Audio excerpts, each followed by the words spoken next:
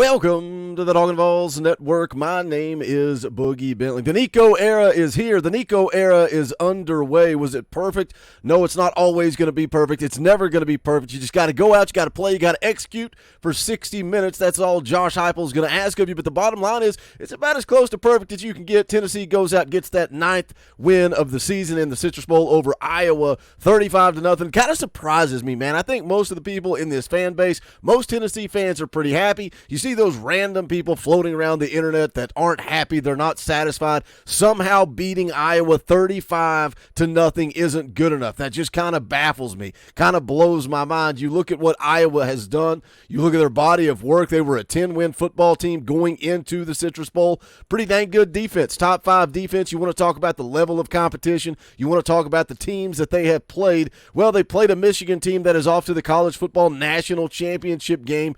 Michigan beat them 26-0. I think it's pretty impressive that Tennessee beat them more impressively than any other team on the schedule. Penn State beat them 31-0. Michigan beat them 26-0. Tennessee goes out. They take care of business 35-0. And I get it. Iowa's offense, not very good. Not a very good offense at all, but it doesn't get much better than a shutout. We're going to get into it. We're going to break it down. Today is the day after. We've had a night to sleep on it, get some thoughts together, kind of let the emotions go away. You know, I said yesterday I'm going to overreact to Nico, and maybe I am, maybe I'm not. I'm excited about the future, but we're going to talk about this Citrus Bowl game. As always, guys, do me a favor. Smash that thumbs up just below the video. It is quick.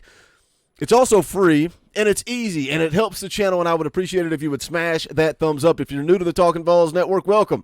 We're not experts here. We're not insiders. We're not media. We don't talk at you. We talk with you. This channel is for the fans, by the fans. If you like what we do, make sure you subscribe. Click that bell for notifications. You're not going to miss out when we go live or when we drop a video. Going to be live tonight, 6:30 p.m. Eastern time. We're going to play some NCAA football, but we're also going to talk all things Tennessee football. It is a laid-back, fun stream. Come hang out tonight, Wednesday night, 7 p.m. Eastern time. We're going to do a live stream, kind of a season recap, so join us for that one as well. A little bit more dialed in, a little bit more clean on Wednesday nights. Tonight is going to be laid back and a lot of fun, so come check it out. But let's jump into it. Let's talk about it. The day after Tennessee beats Iowa in the Citrus Bowl. Again, you talk about this Iowa defense, a defense that was only given up 13 points per game. That's 4th in the country. Total defense, top 5. They only gave up 274 yards per game, 102 on the ground. That was 13th in the country as far as rushing defense goes. So they're not giving up very much on the ground. Tennessee comes in, they run for 232 yards. They average 4.3 yards per carry. That's without Jalen Wright. That's without Jabari Small. What we saw in this football game was kind of a look to the future, a look to 2024. I think I read a stat that Hubs put out that only 8 teams did not rush for 100 yards against Iowa. Michigan ran the football for 60 yards earlier in the season. Tennessee comes out, runs the football for 232 yards. And look, you got to look at the offensive line as part of that too, right? Both of your tackles out. Your left guard is out. Tennessee's offensive line was depleted, but Tennessee still found a way to go out and run the football for 232 yards. When you look at that running back room, I'm excited. Obviously, Dylan Sampson is who he is. We kind of knew. We've seen his athleticism. We've seen him flash throughout the year behind Jalen Wright, behind Jabari Small. 20 carries, 133 yards, average almost 7 yards per carry. Behind him, Cam Seldon, a young freshman running back that has shown a ton of potential, right? We can see what his future looks like. The speed, the athleticism. He averaged 4.2 yards per carry, ended the day with 55 yards on the ground. I would like to see Cam Seldon be a little bit better with decision-making. One cut, get north and south. Sometimes I think he wants to dance around too much. But again, you're talking about a freshman running back with a ton of potential. One thing I like that we mentioned last night during the post-game stream. If you missed the post-game, go back, check it out. We went live for about an hour and 15 minutes. Broke down this game with you guys live on the channel. Always a good time. But something that I liked was the I form, right?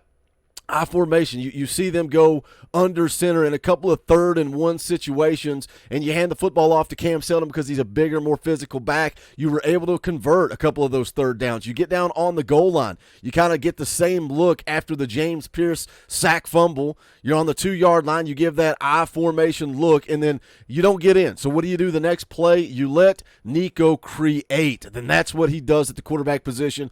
Play action, you roll him out. He's patient. Man, he was so patient. situation. You had a defender kind of trapped there in the middle, couldn't decide, is he going to commit to the run or is he going to commit to the pass? And Nico just kind of chills, and then he makes that decision, and he shows off that speed, and he gets to the end zone and scores right there. That makes it a 21-0 game, and Tennessee really never looked back from there. Let's talk about Nico Iamaleava. That was the story going into the game. Josh Heupel, it's confirmed that Joe Milton is opting out. Nico is taking over. We're all excited. We're all fired up. It gave this fan base a little bit more. It gave us a little bit more with this football game. I thought Nico looked the part. I thought he looked elusive. I thought he looked athletic. I thought he looked quick. I thought he scanned the field, man. You could see him going through his progressions. I thought he did a great job. The one criticism that I had of Nico was holding on to the ball too long sometimes. You know, you're not always going to be the hero. You're not always going to be able to make the play. Sometimes you got to throw it away and live to fight another day.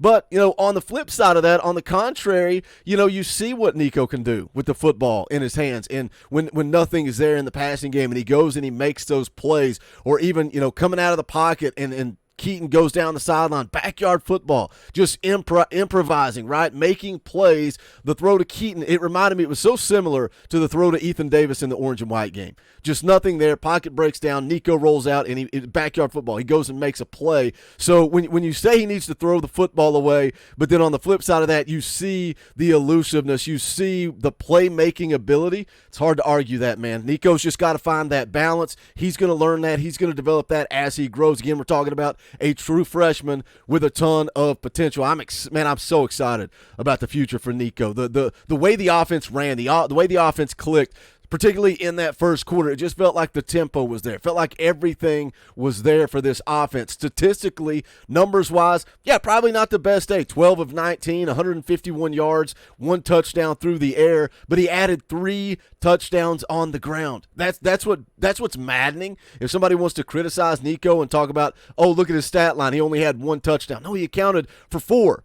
He accounted for 4 out of the 5 touchdowns, and oh yeah, guess what? One of those touchdowns came on a pick 6 from James Pierce. So Nico was involved with every touchdown on the offensive side of the football. Loved the throw down the field to Ramel Keaton, just an absolute dime, perfect throw. Ramel Keaton was open. We discussed it last night. What happened? It looked like Keaton quit. Did he just lose the football in the lights, and he just couldn't go make a play? It's frustrating. It's annoying. You could clearly see that Nico was frustrated and annoyed with it as well. But I am excited about the future for Nico. Now, we got to talk about weapons. Is he going to have the weapons around him? You look at the wide receiver production from yesterday's game. Ramel Keaton had 3 catches for 51 yards. One of the interesting things that I was looking at was Ramel Keaton was targeted more than any other receiver on this football team. Targeted twice as much as anybody else on this football team. Targeted 6 times, had the 3 catches for 51 yards. Squirrel White targeted 3 times, he hauled it in 3 times. 3 catches for 39 yards. Caleb Webb had a couple of catches.